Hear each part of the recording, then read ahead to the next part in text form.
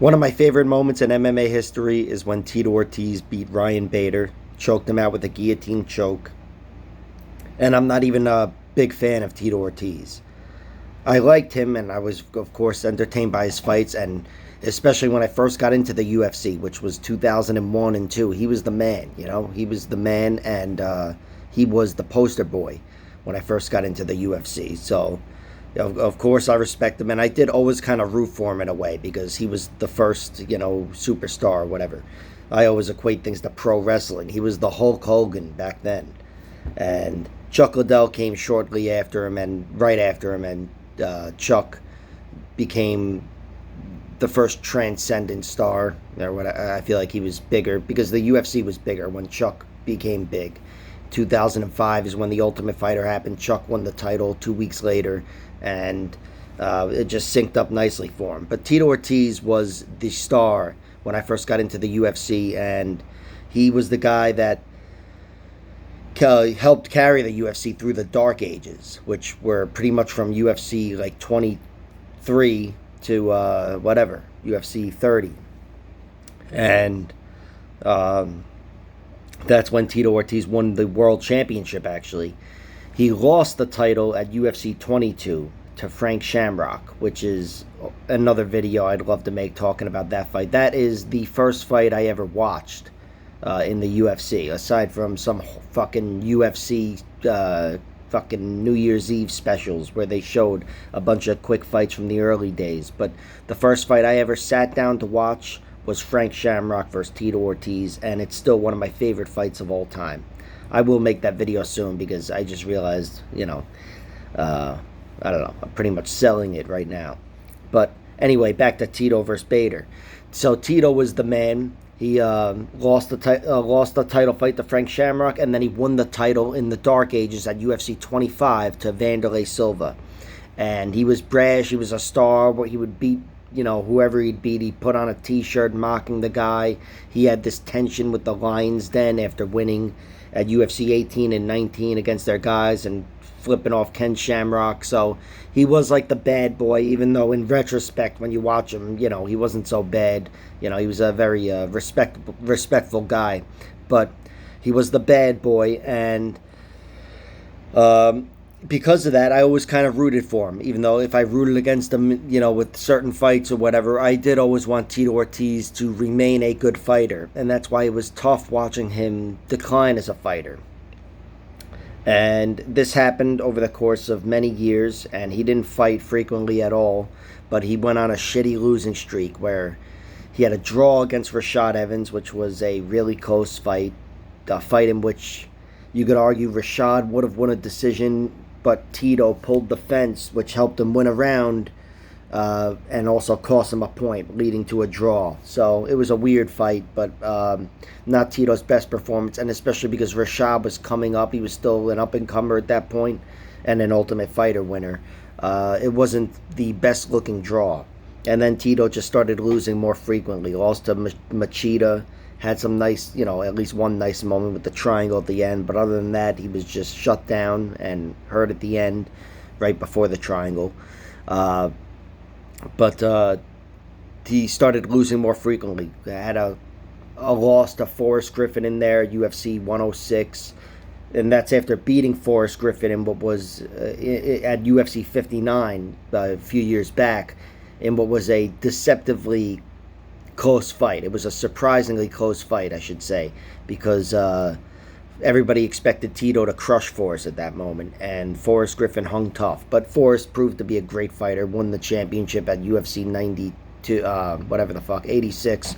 So by the time he fought Tito again in the rematch, he was a former champion, and losing to him didn't look as bad, but still, it wasn't a pretty look, watching Tito lose a fight to a guy he had beaten not too long before that. And then he fought Matt Hamill. That was the significant loss, in my opinion, because Matt Hamill, even though I picked Matt Hamill to beat Tito Ortiz, on paper and still even to this day, he's just not on Tito's level. Tito, I'm talking whatever you want to call it, career-wise. But it was a rough loss for Tito. Tito was bullied around and out-wrestled in that one as well, and he hung in there, he hung tough, but it was clear that was a pivotal loss. That was a guy that he had actually coached on The Ultimate Fighter, and he was his senior, he was his superior, and things changed with that fight. So by the time he got booked to fight Ryan Bader in his next fight, which was still, almost a year later, it was a disaster. It was a horrible matchup because we'd seen Tito already lose that matchup to an inferior version of Ryan Bader, which is what Matt Hamill is. Ryan Bader is a problem everywhere, and he's a better athlete than Matt Hamill. And he can hear, too, which helps. I don't know. But anyway, Ryan Bader was a bad matchup. He had only lost once. It was in his most recent fight at this moment to John Jones, but it was to John Jones. So everybody forgave Ryan Bader, and his stock was way up there. Like I said, I absolutely was sure he was going to win. I don't remember the odds, but if I had to imagine, it was at least like a minus 300. Don't quote me on that. But Tito Ortiz, even though, especially if you watch all of his fights, especially the fights he won way back when, he's got hands, he's got submission skills. He's got really good submission skills and probably underrated hands, but they just never produced victories in, the current UFC at the time, what was the modern UFC. And Ryan Bader epitomized the modern UFC. He was a young, fresh athlete. He was a wrestler, but that found a lot of success over UFC-level fighters everywhere. On the feet, developed great hands, and on the ground, got some really nice submissions. So he was a problem, and the story was written before the fight that Tito's going to get crushed here. And what happened, I'm sure you know, but Tito Ortiz dropped him 2 or 3 minutes into the fight. Dropped him with a 1-2, stepped in, created a nice angle, hit him with a 1-2, and Ryan Bader was on the ground, shot in for a leg, and Tito Ortiz countered with a guillotine choke. And you could see Tito, wondering, is this the right move or whatever, but at one point he just commits to it, and it's on. And Tito Ortiz put Ryan Bader away. He held that neck. I think Ryan Bader was about to pull out, and Tito sat up and pinched it and got the tap after a decent battle with the guillotine, and it was awesome. It was not only great to see Tito win, but to get a finish, and a vintage finish where he hurt his opponent. It had been years. Ken Shamrock, but I don't know if those fights count. But aside from Ken Shamrock, it had been a very long time since he'd looked that good.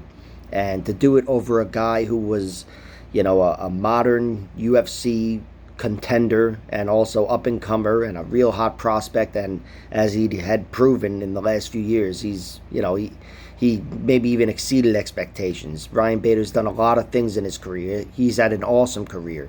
And when all the smoke cleared, it's absolutely one of Tito's best victories. It's his best moment, I'd say. It's my favorite moment of Tito's career, but he might have some better victories. Of course, the Vanderlei Silva victory to win the title, and that only got better with age. That was incredible. But, Tito winning at UFC 132 is absolutely in my top 5 moments of all time.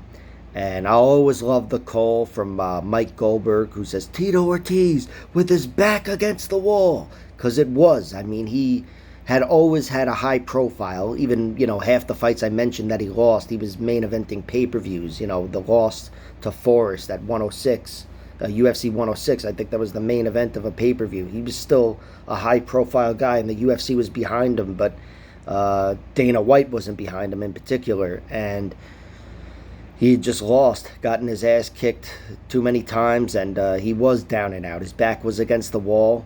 And he really needed this. And it was the coolest thing watching it all come together. Still one of my favorite moments. And if you guys haven't seen it, check it out on UFC Fight Pass, or maybe it's available on YouTube.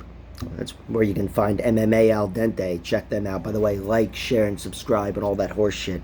But it's one of my favorite moments ever. And seeing Tito do the celebration where he buries his opponent in a grave, whatever. It seems kind of obnoxious. He digs the grave and whatever. But I had forgotten that was a thing. I'd forgotten that was a thing. It was like when I saw that, it was like, holy shit. It was like seeing an old friend. My God, fucking Jack or whatever. I can't believe he fucking, I forgot about that. And it was just, it was such an awesome moment. Made that an awesome pay-per-view. I've, seen that fight probably dozens of times. And if you haven't seen it, check it out. It's one of the coolest moments ever.